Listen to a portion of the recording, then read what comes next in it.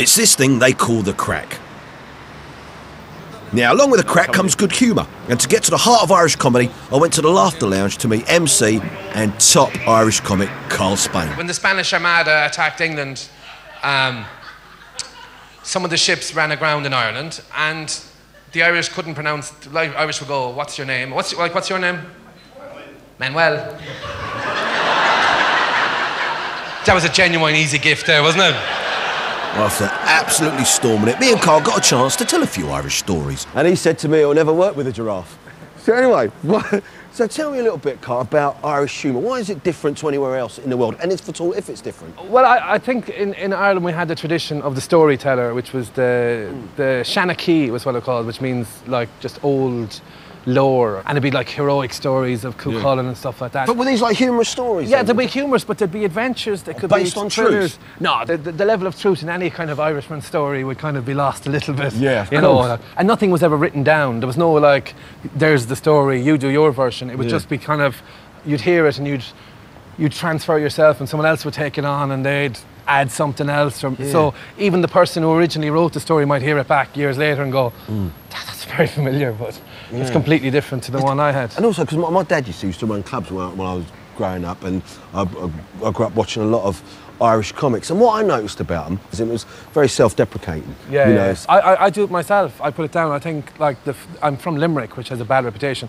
So the first jokes I ever did were about Limerick. I'm from Limerick, which we have a reputation. You know, people wheel out information and use it against Limerick like we were the murder capital of Europe last year, which is fairly negative if you look at it one way. It does show we are competitive for our size, though, you know. Because I was known as, I was called at school a second-hand paddy. You know, being second generation, or a plastic paddy. A plastic paddy is the one you'd have. A typical thing for me growing up, you'd have people coming back my age that are living in England and they have your accent, and people go, "I'm Irish, stop calling me English, I'm Irish, I'm Irish." And then we go like, "What was that? Is that a London accent?" "Oh, sure." Yeah, we see their accent will be mixed. And, but it's also the thing with the Irish comedy that because Irish people like left for so many years, like, you know, we had the famine and, you know, we were starving. I mean, recovery has been excellent, you know, but we travel so far that there's Irish people everywhere in the world. But people claim to be Irish. Why is it? It's seen as great crack. I mean, it's almost like you could be on holidays and you could be drunk and annoying people, and they go English, and they go Irish, and they go, suddenly it's not a problem.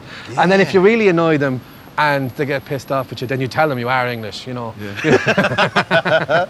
So that's the usual tactic. Yeah. But I think it is that kind of, it's seen as the great, the poetry, the literature. People think, oh, it's great, and oh, I'm associated with that. That certain sense of pride, and they even say like the Celtic Tiger, which was the economic, you know, thing that's took off there in the 90s. Like they almost say the reason that started, one of the theories is that Ray Houghton scored the goal against England in Stuttgart in the European Championships. And it almost made the Irish people believe in themselves. We could do something, you know. Yeah. We can. You're hearing cheers from the comedy club just up here. Even the mention of the Ray Houghton goal. Yeah. So this way, finally, what is? I mean, it's a strange question. What is the crack? Oh, the crack. Yeah. I mean, it's synonymous with Irish, isn't it? It's crack. It's a type of drug. Yeah, I could have stayed all night shooting the breeze with Carl. What a top bloke. But I had one task left. Now, you remember my music rehearsal earlier? Well, all too quickly the moments arrived. And if I wasn't nervous enough, we had a half-hour drive to get there. The Ploughboys, they've been fantastic, but they do this for a living. This is what they do. You know what threw me? When he turned around and said, "Oh, you're more West End than West of Ireland." Up till then, I was fine. I thought, I can do this. And I know Donald, lovely bloke he is, but I know he sort of gave me a look like, oh, I'm not sure Shane's going to be able to pull this off. And it's just in the back of my mind that, you know, he was going on about it should be more about the song than the singer. And I just feel I'm a little bit out of my depth here, Mike. That's, you know, just out of my comfort zone. Well, we made it, and I was hoping we were going to break down on the way. Well, I've finally learned the song Raglan Road, and I've just been told, is that true? Did 20 of my family have turned up? Bang, out of order. Right, let's go and perform it then. Here we go.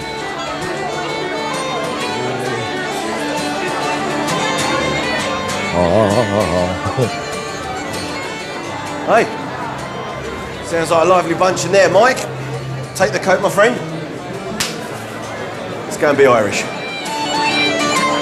In every village and town across the island, you'll find at least half a dozen pubs with live music and at least a dozen locals in every boozer ready to get up and give us a song. There's no way I could come to Ireland and not sing in the local, eh? Now, I had my practice with Donald earlier and I've been singing to myself all day. Now is the moment of truth. Come on, Richie. 200 people in. Wow. This side of the table, well, they've actually all come together. Not as much as I expected.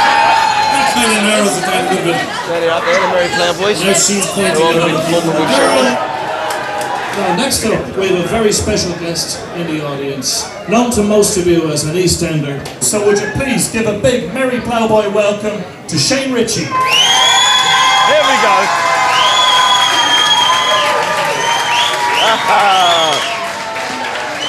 How you doing, everybody? You all right?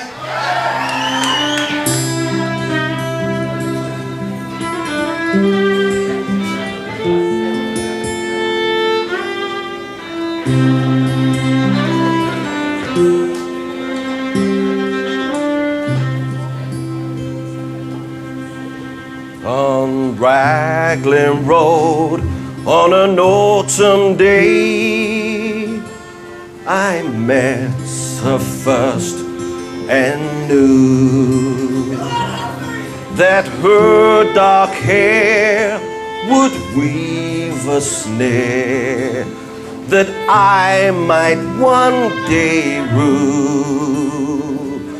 I saw the danger, yet I walked along the enchanted way, and I said, let grief be a fallen leaf at the dawning of the day. Thank you very much, everyone. Hey! And may I thank so much, what a privilege and an honour, A, to be performing on stage, which I think are a fantastic band, the Mary Ploughboys, everybody. Thanks, mate. Don, I've just come off stage, mate. Thank you so much for having support. You're the man. How did I do? I have to say I'm very impressed. Thank you. I am very impressed. It was good. Was it more West of Ireland than West End this time? It was somewhere in between. We call it Athlone, the centre of Ireland. Oh, okay. Now, it was. It's not an easy song to sing, that one, because it's a very free-flowing song. Yeah. And it doesn't have your set rhythm. So I'm very impressed with the way you handled it. Thank you very much. And you put the emotion into it, which that song needs. Because if that's the one song that you need to show that you mean what you sing, that song will catch you out every time.